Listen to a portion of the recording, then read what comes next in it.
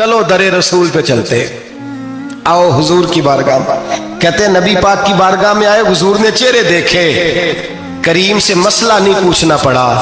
میرے مصطفیٰ کریم نے فرمایا بھوک لگی ہوئی ہے تم تینوں کو؟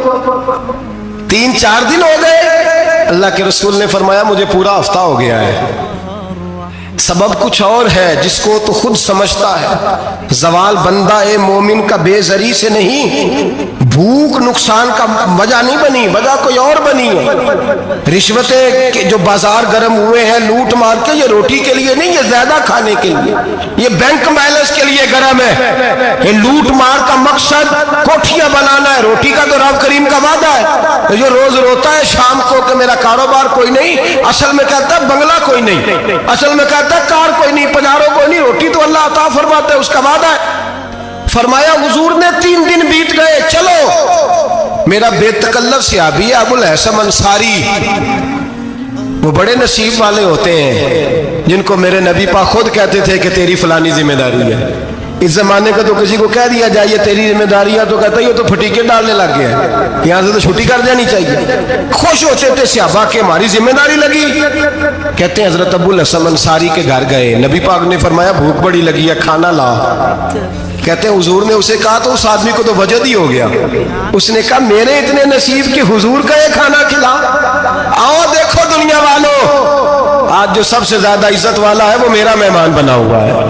فرماتے ہیں وہ دوڑے گئے، بکری اٹھائی ذبح کی، بیوی کو کہنے لگے روٹی تیار کر، ادھر کھجوریں توڑی، انگور توڑے، کہنے لگے حضور آپ جب تک تناول کریں تب تک کھانا پک جاتا ہے۔ حضرت عمر کہتے ہیں روٹی پک کے آئی، بڑا پیارا گوشت، بڑا اچھا سالن، بڑا خوبصورت خلوص والا کھانا۔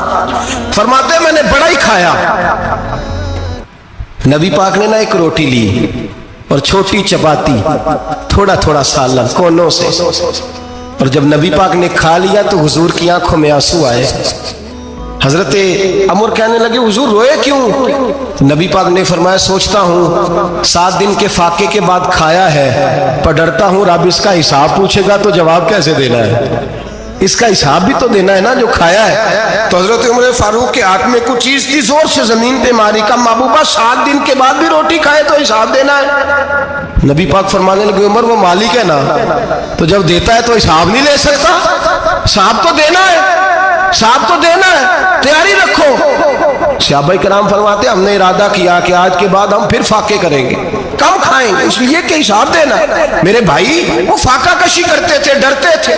وہاں تو لوگ کھا کے بیمار ہیں، کھاتے جا رہے ہیں، سوتے جا رہے ہیں، کھاتے جا رہے ہیں، سوتے جا رہے ہیں۔ یہ بھی وقت آئے گا رمضان شریف کا، سویرے درس پہ آؤ کہتے نیند بڑی آتی ہے، سویرے 2 سپارے پڑھ کے سویا کرو کہتے صاحب نیند بڑی آتی ہے، فجر کے بعد ہی تو وقت ہوتا ہے اللہ اللہ کرنے کا، سحری کا، کھاتے جا رہے ہیں، سوتے۔ لوگ جماعت سے نماز نہیں پڑھتے سو جاتے، جماعت کا ثواب چھوڑ کے سو جائیں گے۔ بھائی رمضان مبارک میں فاقہ کشی کی ٹریننگ ہوتی ہے، فاقہ کشی کی تربیت لے، رمضان میں روکے اپنے آپ کو، تربیت ہوگی۔ اور ہمارے صوفیاء فرماتے ہیں جو زیادہ کھاتا ہے اس کا نفس اس کو زیادہ پہ مائل کرتا ہے، خواہشات نفس پیدا ہوتی ہیں۔ میرے نبی پاک علیہ السلام نے جوانوں کو حکم دیا ہے یا معاشر الشباب، او جوانوں، یا رسول اللہ کیا حکم ہے؟ فرمایا یا نکاح کر لو اگر طاقت ہے، نہیں طاقت تو روزے رکھو۔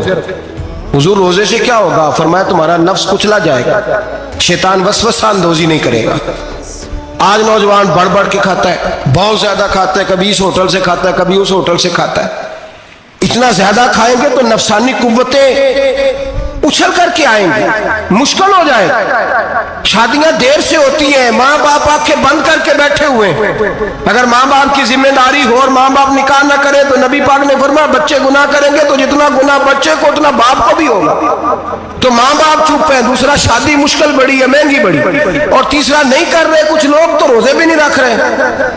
تو رمضان ان کے لیے بھی وقت ہے، نفسانی قوتیں کچلی جائیں گی۔ کھانا جتنا کم کھایا جائے گا اتنا وجود کے اندر نفسانی خواہشات کم پیدا ہوں گی۔ تو رمضان تو پریکٹس ہے مجاہدے کی، دین کی۔ اور دوسرا میرے حبیب پاک صلی اللہ علیہ وسلم نے فرمایا ہے، حضور فرماتے ہیں کہ رمضان اور قرآن کا آپس میں رشتہ ہے۔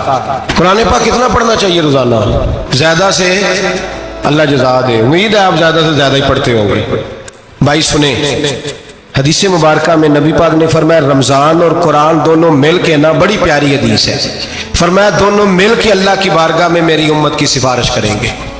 رمضان اور اللہ اکبر. کس طرح؟ نبی پاک فرماتے ہیں رمضان کہے گا اے اللہ دن کے وقت میں نے اسے تیری رضا کے لیے کھانے پینے سے باز رکھا, اور قرآن کہے گا یا اللہ رات کو تیری رضا کے لیے کھڑا ہو کے یہ قرآن سنتا تھا. رمضان اور قرآن دونوں سفارش کریں گے. ہم نا بڑا کچھ پڑھتے ہیں, سنتے ہیں, سیکھتے ہیں. اب یقین کریں یہ کھاتے بھائی کا بھائی سے اختلاف ہو جائے نا تو وہ 30 سال پرانے کھاتے کھول کے لے آتا ہے, ساری رات ڈھونڈتا ہے کہ میرے پیسے کہاں سے نکلتے ہیں, پڑھ لیتا ہے. قرآن پاک کی باری آتی ہے تو نہیں پڑھتے قرآن پاک. ابا جی کا ختم ہوتا ہے تو مانگتے پھرتے ہیں, کہتے ہیں 2 قرآن پاک 10 قرآن پاک. یہ باتیں بتانی نہیں چاہیے, کرنی نہیں چاہیے, لیکن چونکہ تربیت